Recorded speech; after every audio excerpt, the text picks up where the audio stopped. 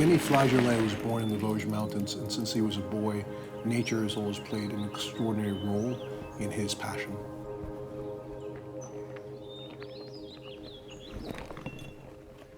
You know, I like to think about it from like the perspective of in 100 years when we look back at this era, who are going to be the most important watchmakers, who are going to be the most seminal artists.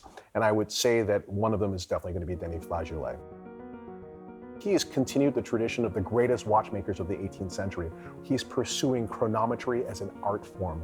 He's taking chronometry or the pursuit of the most accuracy in a watch, but has expressed it in a way that's so beautiful, that's so singular, that's so unique that it takes your breath away. Donc oui, il fait partie de ces grands horlogers qui ont écrit l'histoire et Denis est en train d'écrire les prochains chapitres de l'histoire horlogère.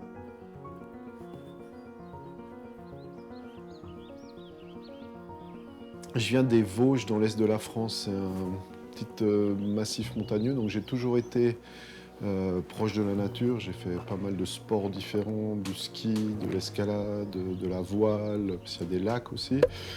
Donc voilà, j'ai eu une enfance vraiment proche de la nature et complètement dans le milieu horloger, puisque en fait mon arrière-grand-père, mon grand-père et mon père étaient horlogers. Je fais tout mon bois et ça c'est quelque chose d'agréable, ça vide la tête. C'est mieux que des séances de méditation.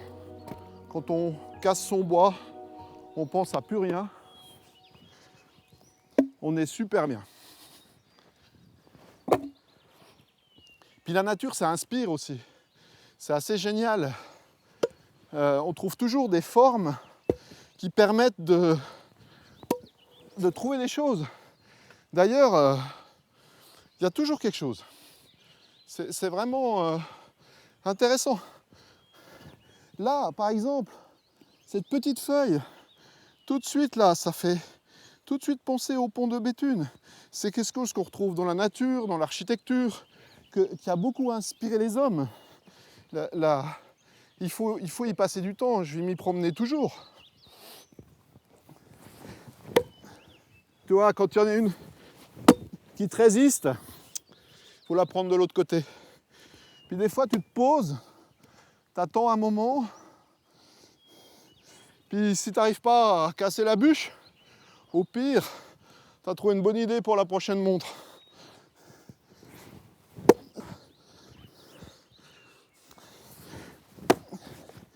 Si je passe beaucoup de temps dans la nature, je me sens beaucoup plus créatif. Denis Flageolet brings together 400 years of watchmaking history, creativity, and material science. He understands the fantastic history of watchmaking and translates it into modern materials, working with grade 5 titanium, explores those historical concepts of watchmaking in new ways. Moi, j'adore travailler la matière. Le bois, là, en fait, on doit pouvoir le lire. Celle-là, je m'y suis mal pris parce que ça part un peu dans tous les sens. Mais c'est vraiment... Peut-être on essaye maintenant de l'autre côté. Et le bois, en fait, c'est comme le métal. Il y a des fibres dedans. Il vit. Mais en fait, le métal, on croit qu'il est inerte, mais lui aussi, il vit.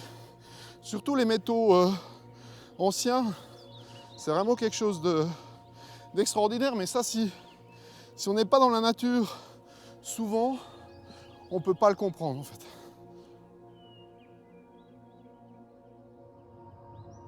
Watchmaking is a really interesting subject. It can be difficult to describe to someone, but what I always tell people, it's about this pursuit of perfection. And it's about the artisans who can only really express themselves with their hands. I think the reason that people buy watches today has nothing to do with telling time. I mean, bear in mind that, okay, we had this thing called the quartz crisis that almost wiped out mechanical watchmaking.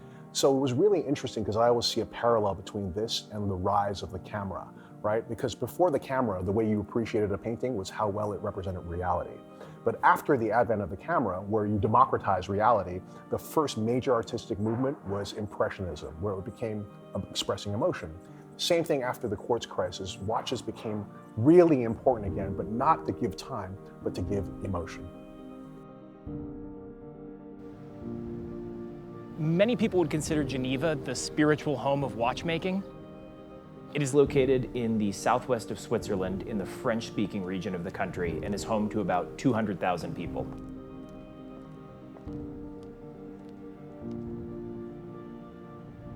We're standing here in Parc des Bastions in front of the founding fathers of the canton of Geneva.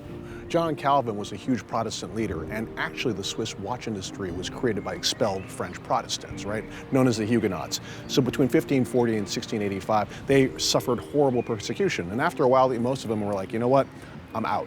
And they climbed over that crazy mountain over there and settled into Switzerland as their new home. Many of them stayed in the more remote regions outlying Geneva, and there they would farm in the summer, but in the winter they would fabricate watch parts because that was a skill set that they had brought with them. And soon they developed a cottage industry where basically they would develop hairsprings in one village, base plates in another village, and they soon start to have watch movements which they could combine with cases, which they can combine with dials, and could be made into complete watches. And so you had Geneva that was really sort of the commercial and mercantile center.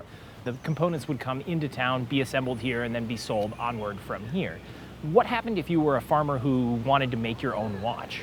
Well, I mean, I guess in the context of the era, that would be impossible. What if you are a farmer and you're like, you know what, I want to impart a part of my soul into this beautiful object and create a reflection of myself as a complete watch? Then you would become an independent watchmaker, and that you would be one of the guys like, we have today, that we revere today.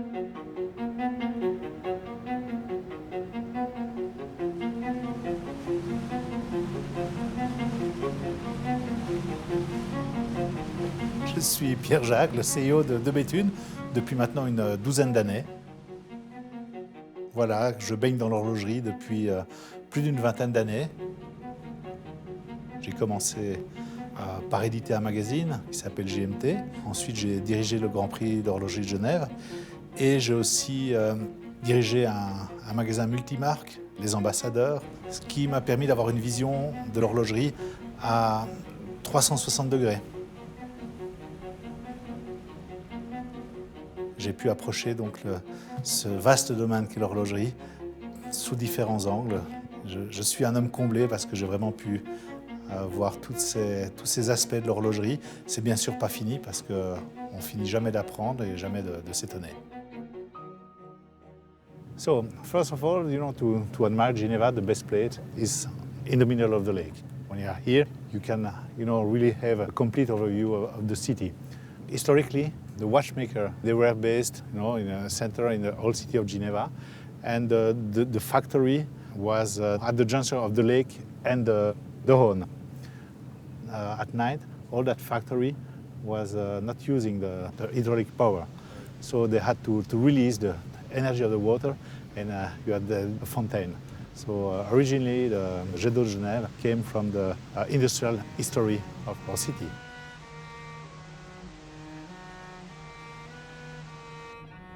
The watch industry is made up of both independent watchmakers, but also about big brands, right? If you didn't have these brands to create the foundation to proliferate these small artists, you would never be able to have independent watchmaking. So those brands are instrumental to creating the foundation of watchmaking itself. The watch industry is comprised of what I consider three tiers. You've got first your industrialized watchmaking, where watchmakers may just assemble parts that are handed to them, cut by a CNC machine. In the second tier, you've got companies that create somewhere around 100,000 or less watches annually, and they have a team that's more focused on concepts and taking traditional horology and finding new materials and new ways of expressing that. The third tier, which is independent watchmakers, are really solely focused on new concepts, new materials, and finding new ways of telling time. So as far as independent watchmaking is concerned, that's about the small, unique, singular artist that wants to have his voice heard and wants to do everything himself, from the creation of the movement, from the design of the dial, from the communication of his brand. He wants to expose part of his soul to you. For me, time really begins in 1984, when Giulio Papi and Dominique Renaud meet at Audemars Piguet in the Skeleton Workshop. They set out to create their own watches because they realized that the bureaucracy of the Swiss watch industry was set up so that they wouldn't work on something interesting until they were 20 years into their career. And by that point, they're getting ready to retire. But if you think about the incredible alumni that have come from there, Absolutely. You know, Tony de Haas, Carol Forrest, the Gronenfeld brothers, Robert Grubel, Stephen Forsey, Andreas Streller. I mean, it's just insane, you know?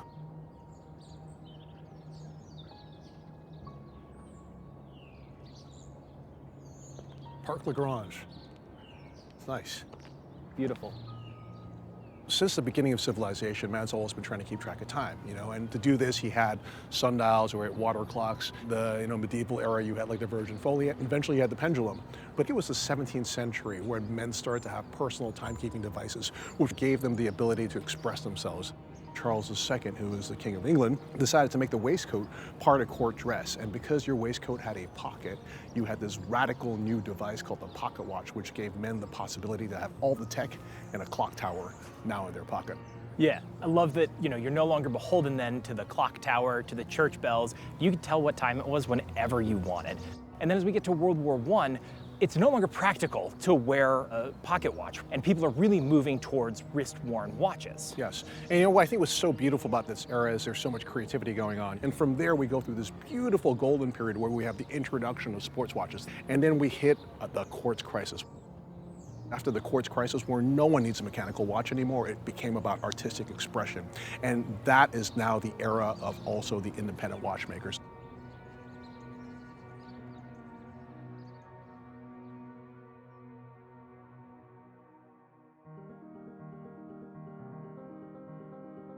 St. Croix is one of the most remote regions in Switzerland, and I've always felt there's a relationship between how remote a region is and how beautiful the watchmaking they make is. So this is very remote, and the watches are very beautiful. Mes parents étaient, je pense, assez heureux. Mon père était assez heureux que je devienne horloger. Au départ, moi, je voulais faire un métier dans la montagne. Et il m'a dit, mais il faut d'abord apprendre un métier. Donc horloger, pour moi, c'était quelque chose de connu. Donc c'était pas très difficile, en fait, parce que j'avais déjà travaillé pas mal de mécanismes, des vieux réveils. J'ai aidé mon père déjà à l'établi, à faire des petites choses, déjà depuis l'âge de 8 ans, en fait. Donc pour moi, c'était un métier qui était assez simple dans ma tête à apprendre. Et en fait, je ne me rendais pas vraiment compte à quel point c'était un métier qui était si vaste et si complexe, en fait. Et en fait, je me rends compte que j'apprends tous les jours, en fait. Enfin, j'ai pas fini. Et puis à chaque fois que j'avance dans quelque chose, je me dis, mais il y a encore tellement d'autres choses. Denny's Research and Development Lab is surrounded by the things he loves, including the rich culture of creation here in St. Croix. Pour moi, Sainte-Croix, c'est un endroit important. Ça fait plus de 30 ans que j'y suis. Et en fait, sa région, c'est un endroit qui me convient parfaitement. En fait, c'est là que j'ai trouvé en fait, un savoir-faire, des gens qui avaient une vraie connaissance de la mécanique. Il y a une histoire à Sainte-Croix où ils ont fait des choses fabuleuses. Ils ont commencé avec l'horlogerie depuis le début du 19e qui a perduré jusqu'à la fin du 19e, mais après il y a eu les boîtes à musique, ensuite de ça il y a eu les gramophones, ensuite de ça il y a eu les phonographes Thorens, Paillard, les caméras Bolex, les machines à écrire Hermès Precisa. Enfin, c'est tous des objets qui ont une histoire en fait très importante du lieu et que je trouve magnifiquement bien fait en fait. J'aime bien les collectionner et les regarder, ça me plaît beaucoup. C'est déjà, à l'origine, l'inspiration de Béthune est inspirée de l'esprit des Lumières.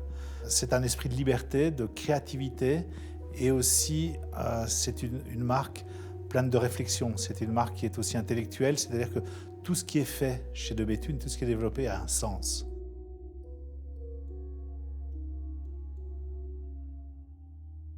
De Bethune has two ateliers, one dedicated to the manufacture of watches and one dedicated to research and development, which is really Denis Flageolet's playground. J'aimerais bien en avoir 3 ou 4, non, je rigole. Non, en fait j'ai 2 ateliers parce qu'en fait, l'atelier dans lequel on est là maintenant, c'est un endroit où Je peux chercher, des fois je trouve pas, mais surtout c'est un endroit où presque de recueillement un petit peu. Et c'est un endroit où en fait je peux commencer un travail, le laisser peut-être en plan, en prendre un autre, avoir une nouvelle idée, essayer une pièce, essayer une chose. Et ça, si tu le fais dans une manufacture, c'est difficile d'aller perturber en fait les ateliers en disant ah bah tiens je veux vite essayer ça, je veux vite faire ça. J'ai besoin de pouvoir le faire ici et donc je le fais là.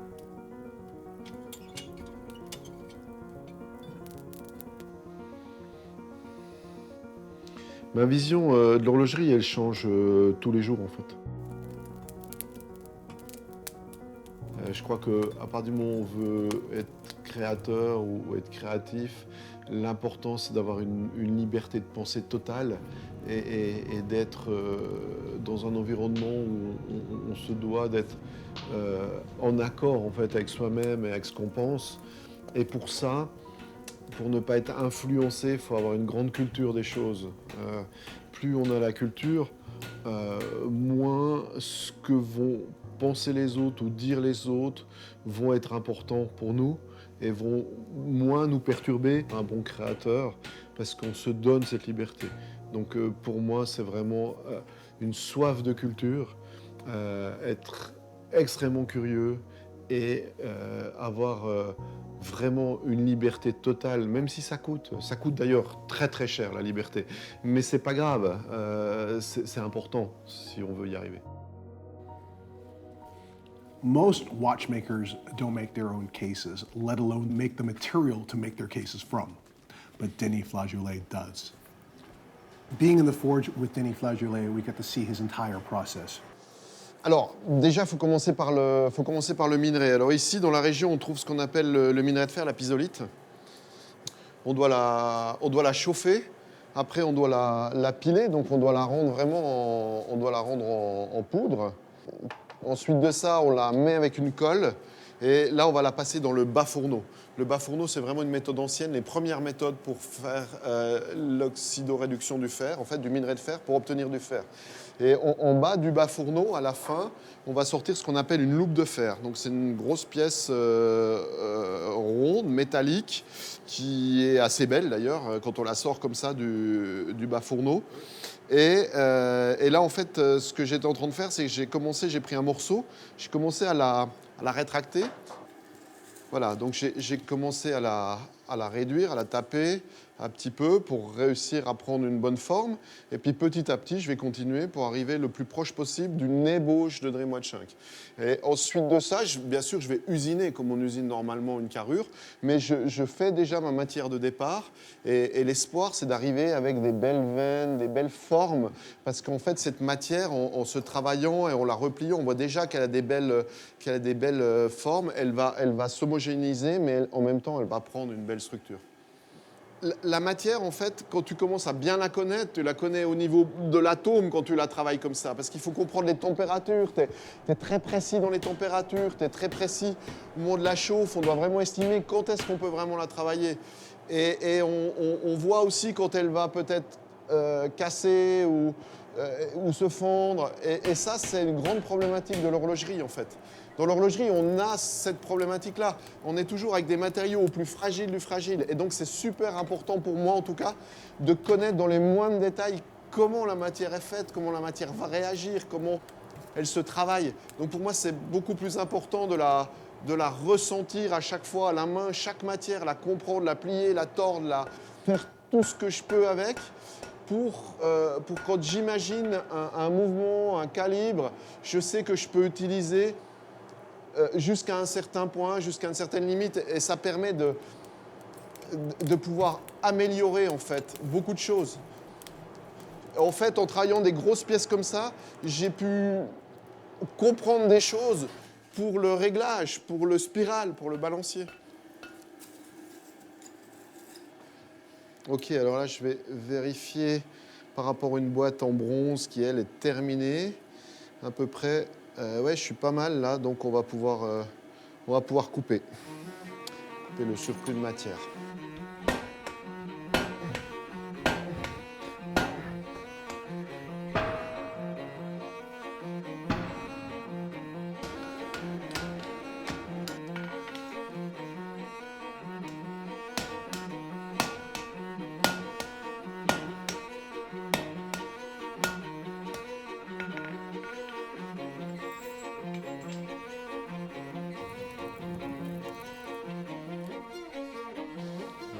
Là, on arrive vraiment au dernier coup.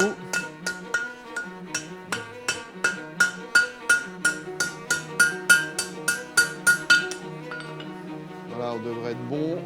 On va voir ça. Après une bonne semaine de travail.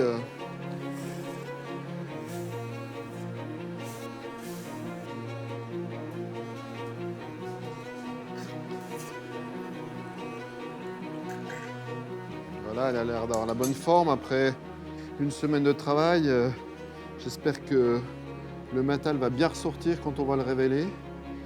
Et là, je suis bon, quelques coups de lime, un peu d'adouci. Et puis bien sûr, après l'usinage de la boîte pour en faire une pièce unique.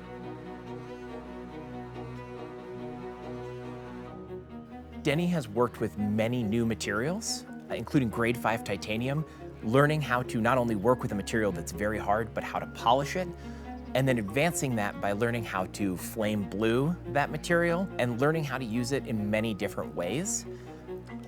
Bon là, l'idée, c'est vraiment de terminer proprement, même si c'est encore l'ébauche qui va être encore usinée. C'est de terminer proprement la surface pour voir en fait si la matière a une belle forme. On devrait se rapprocher très proche du fer météoritique et ça devrait permettre en fait d'avoir des belles lignes et des belles couches du métal. Donc je me réjouis de voir ce que ça va donner. Même si on va l'effacer après, ça va permettre d'avoir une première idée de l'objet fini et comment il va donner plus tard.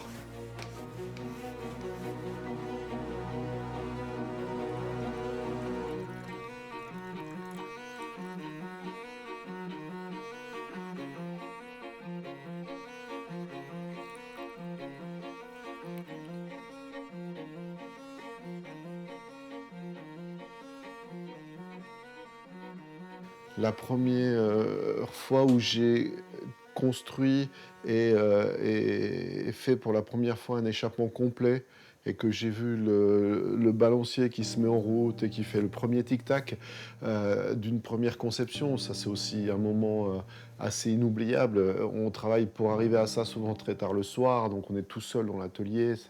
C'est des choses qu'on ne peut pas oublier. So I would describe watchmaking as kind of the nexus between science, art, magic, and ethics. Ethics because a watch only consumes the energy that you give it by wearing it or winding it. And magic because it's almost improbable that a watch actually works. The key part of a watch is the balance, which is a little heart that vibrates away at fractions of a second. And it does this all the time that you're wearing it, throughout your day, throughout your week, throughout your life. And the fact that it does this without losing almost any accuracy is simply a magic act. Ce qui est important pour moi, c'est l'équipe avec qui je travaille, c'est les relations, les gens avec qui je travaille. Ça, c'est des choses très, très importantes. En ce moment, avec De Béthune, moi j'ai une équipe de mécaniciens, d'horlogers, de décorateurs, d'angleurs qui ont travaillé avec moi depuis des années et qui ont un savoir-faire exceptionnel. Et ça, c'est vraiment des grandes importances. Aujourd'hui, chez De Béthune, nous sommes plus de 40 collaborateurs. Voilà, nous avons une grande palette d'artisans et de grands professionnels qui travaillent pour la manufacture. Chaque personne a bien sûr une grande liberté parce que Denis s'est entouré de collaborateurs excessivement professionnels et qui connaissent très très bien leur art et leur métier. Je pense qu'ils sont tous très responsables et responsabilisés et donc il y a une grande liberté et aussi fierté de travailler pour la maison de Béthune.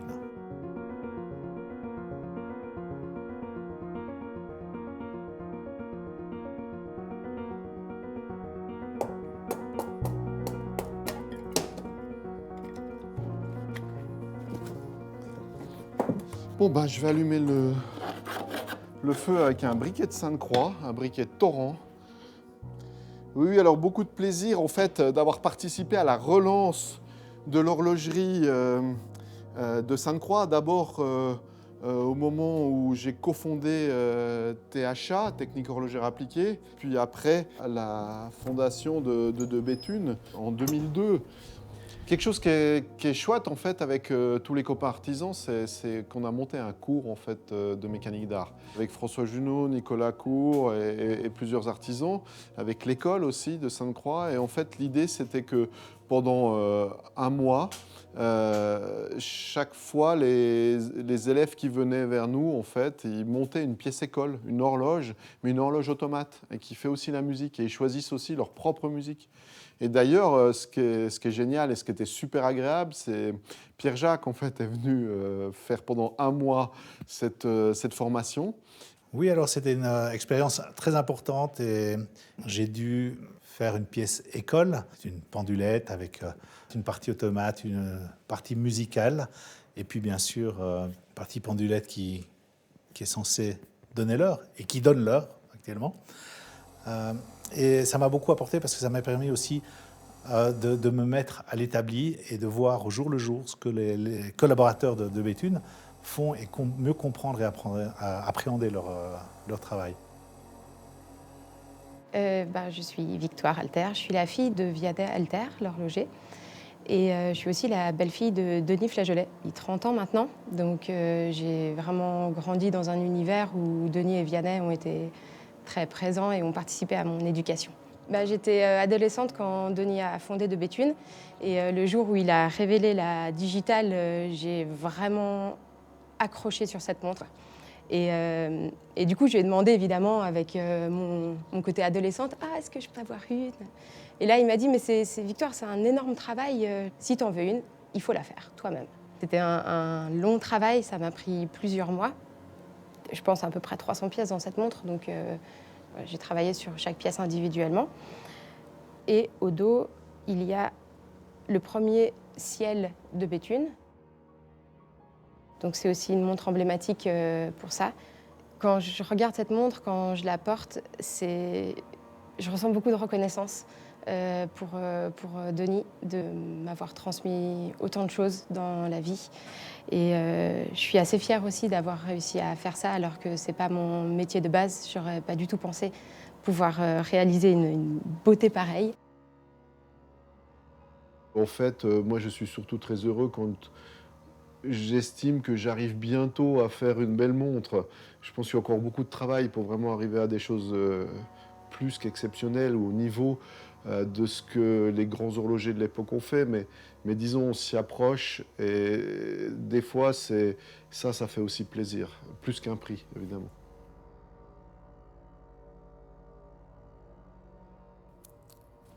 Je crois que de Béthune, en fait, son ADN... il est à Sainte-Croix, parce qu'en fait, c'est né là, à Sainte-Croix, et je ne crois pas que ça aurait été la même chose ailleurs. On dit toujours qu'une petite modification de quelque chose peut faire des grands changements, donc je pense que le fait d'avoir la manufacture dans une ancienne fabrique de boîtes à musique, où il y a eu beaucoup de choses de faites pendant des dizaines d'années, je pense qu'en fait, on garde quelque chose, il reste une mémoire, il reste quelque chose en fait. C'est comme la matière, c'est comme tout, on a nos atomes qui se transforment, ils sont reformés à autre chose. En fait, je pense que la mémoire, elle reste dans tout ça. Et je pense que de Béthune ailleurs, je saurais donner quelque chose de complètement différent. Peut-être encore mieux ou peut-être moins bien, on ne sait pas. Alors, 800 grammes, 4 décis. On la joue à l'œil. Ce qui rend Denis totalement unique, le premier, c'est déjà sa personnalité. C'est une personne qui est terriblement très humble, qui a les pieds sur terre. C'est quelqu'un de très cultivé. C'est quelqu'un qui est très curieux. Donc, tout au long de sa vie, il a sans cesse continué à s'instruire. Donc, la grande force de Denis, c'est que d'un concept, il arrive directement à en sortir quelque chose de réel, de concret, de vivant, avec ses mains, parce que c'est aussi un manuel hors pair. Et puis bon, on va passer au saucisson. Hein. Alors là, en fait, c'est intéressant ce couteau parce qu'en fait, c'est un couteau que j'ai forgé avec du fer qui vient d'ici, de l'Auberçon. On avait des mines de fer à moins d'1 kilomètre, juste à côté de la manufacture de Béthune, en fait, à 200 mètres.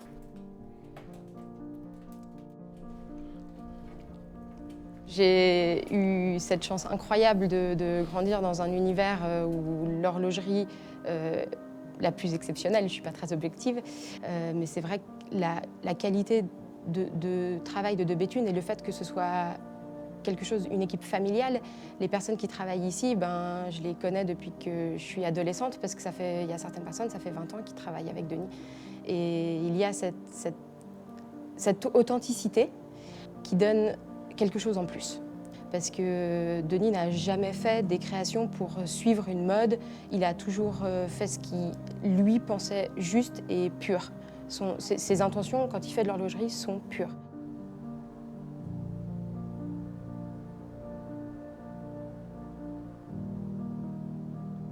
These watchmakers are not only creators, artisans, historians, engineers, they're often mathematicians, astronomers, and they feel a responsibility to protect a craft that's been around for 400 years. I hope that people learn that the thing that you wear on your wrist is probably the greatest instrument for self-expression possible. You know, okay, I'll put it this way. Marcel Proust used to say that each of us has a universe that each of us sees and is hidden to others. And the watch is the vehicle for expressing who you are to the world. In 100 years from now, when we look back at this era, who are going to be the greatest watchmakers? Who are going to be the Breguet, Anti-Janvier, Harrison of today? And Denis Flageolet is absolutely going to be one of those. I mean, considering what he has achieved in such a short period of time, he has written himself into the history of watchmaking. Mais j'ai absolument pas besoin qu'on se rappelle de moi. Je sens la tranquillité en fait. Je sens les animaux, je sens tout le temps. Un bruit d'oiseaux, de bêtes. Plus on est dans la nature, en fait, plus on la ressent.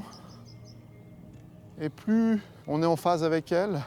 Et donc, en fait, on n'a aucun stress pour trouver les choses. On est vraiment dans quelque chose où ça vient parce qu'en fait, on prend beaucoup de temps.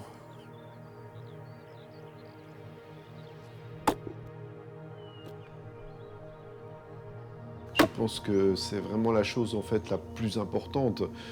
Quand tu te lèves le matin et que tu n'as pas une idée géniale, il faut au moins que tu apprennes quelque chose dans la journée. Pour moi, c'est nécessaire.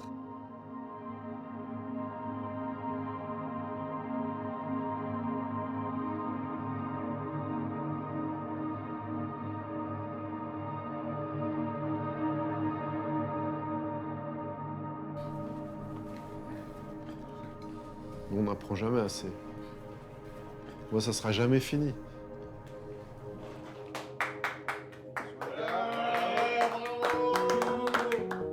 Allez, on attaque. Pas trop serré, tu vois.